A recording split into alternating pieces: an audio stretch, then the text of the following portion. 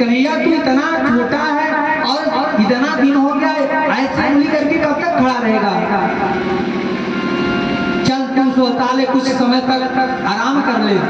कन्हैया मुस्कुराने लगे कि अगर मैं अपनी उंगली को हटा दूंगा तो यहाँ कोई रह नहीं पाएगा, यहाँ कोई रह नहीं पाएगा। लेकिन सबकी इच्छा है, सब कह रहे कन्हैया आप आराम कर लो, हम लोग हैं ना, हम लोग हैं, कोई भय नहीं है, आप आराम करो। इतना छोटा सा बच्चा मेरा इतना कठिन मेहनत कर रहा है। कन्हैया सोचे भैया आप लोगों की इच्छा है, भक्तों की इच्छा पूर्ण करना मेरी मुख्य कार्य है, मेरा मुख्य कार्य है भक्तों की इच्छा पूर्ण करना। आप लोग चाहते हो तो जरूर।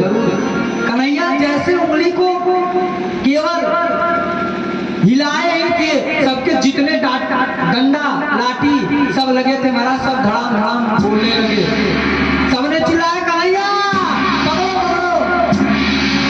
कन्हैया ने तुरंत उसको संभाला, सब देखने लगे। कन्हैया केवल अपने उंगली को घसकाया, उससे हमारे जितने ये साधन थे सब टूट गए। परीक्षित आश्चर्यचकित हो गए, कहे महाराज ये मुझे बताइए, हम तो अभी तक समझ रहे थे कि सभी लोग मिलकर पर्वत उठाए हैं, अकेले कन्हैया उठाए थे। कहे हाँ, इस पूरे संसार को भी कन्हैया चला रहे हैं, लेकिन हम लोग समझते हैं कि इस परिवार को, इस संसार को, इस गांव को मैं चला रहा हूं। और जिस दिन कन्हैया अपने उंगली को, अपनी कृपा को हटा लेते हैं ना, तब हमको समझ में आता है, तब समझ में आता है कि यहाँ कोई कुछ नहीं है। सब कहते भी हैं कि कन्हैया को अच्छा नहीं लगा इसलिए ये हो गया।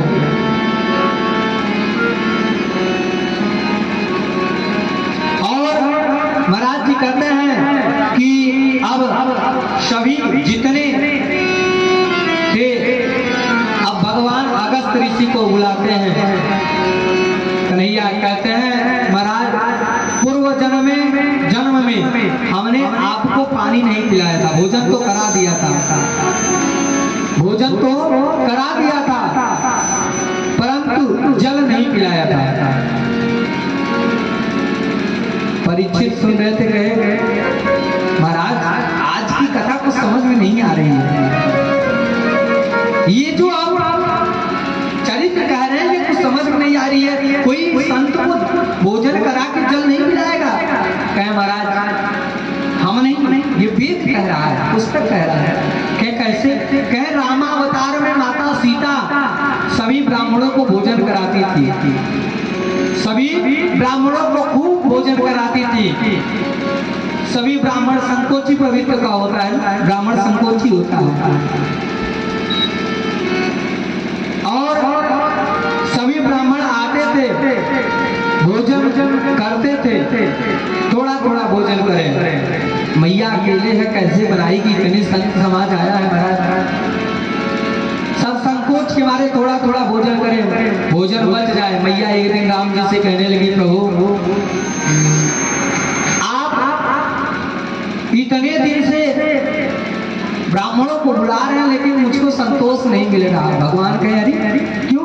कहे कोई दमदार ब्राह्मण नहीं आ रहा है जो खाए मन से, ये लोग संकोची हैं, अच्छे नहीं हैं। ब्राह्मण को संकोच नहीं करना चाहिए, इसीलिए ब्राह्मण को शर्माह बोलते हैं, जो शर्म को हाँ करे महाराज, दूर व्यक्ति। शर्म का मतलब अगर शर्म करेगा तो कैसे कल्याण होगा जजमान का? शर्माह जो शर्म का त्याग करते हैं। महाराज जी कहते हैं कि राम जी सोचने लगे किसको बुलाऊं, तुरंत उनको अगस्त मुनि आ गए। अगस्त जी से बोले प्रभु आज मेरी पगड़ी, मेरी लाज आपके हाथ में है। अगस्त ऋषि मुस्कुराए, कहे प्रभु कैसे? कहे मैया के मन में भ्रम हो गया है कि ब्राह्मण थोड़ा थोड़ा खाते हैं, और जब तक मैं संकेत नहीं करूं तब तक आप रुकिएगा। अगस्त मुनि कहे प्रभु जो आप कहेंगे वही होगा।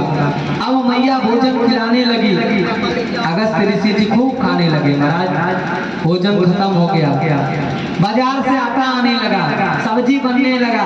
मतलब महाराज जी कहते हैं कि 7 दिन तक अगस्त ऋषि भोजन करते ही रह गए महाराज। सब जितने लोग थे सब परेशान हो गए।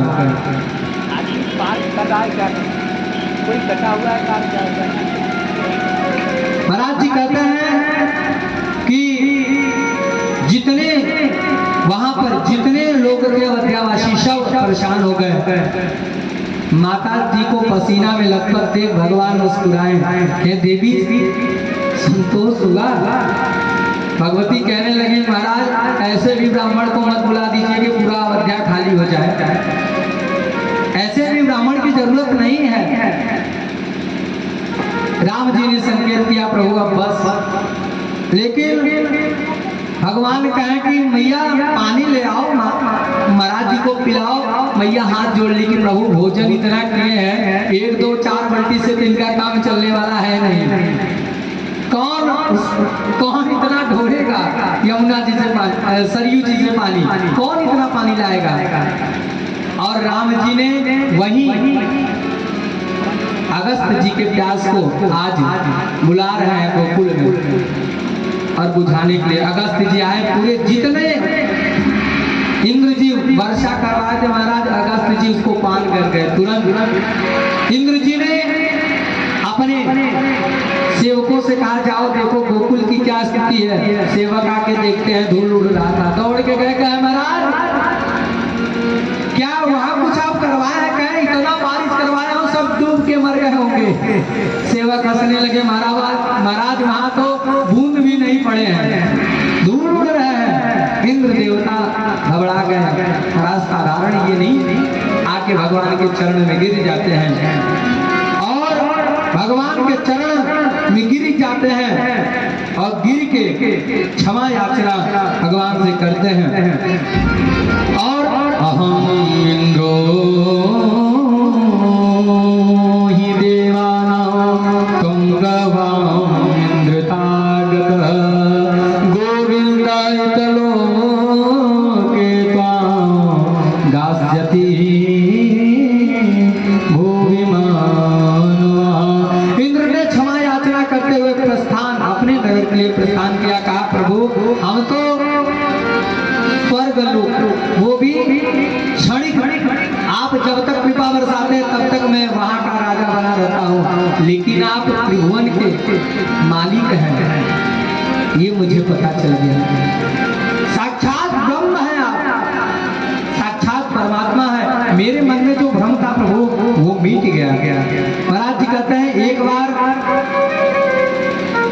एकादशी का व्रत नंद जी करते थे, एकादशी का व्रत, और निराहार रहते थे। उस दिन भगवान की विशेष पूजा करते थे।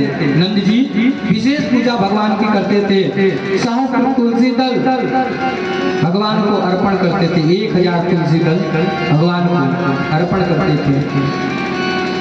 आज नंद जी 12 बजे रात, महाराज जी कहते हैं उनकी निद्रा खुल गई और उनको भ्रम हो गया। सोचिए प्रातः काल हो गया है, सुबह हो गया है, वो वहां से चल देते हैं और 12 बजे रात आकर यमुना जी में स्नान करने के लिए हिल जाते हैं। इससे जल के देवता वरुण रुष्ट हो जाते हैं। सभी दूत उनको पकड़ के नंद बाबा को पकड़ के ले जाते हैं।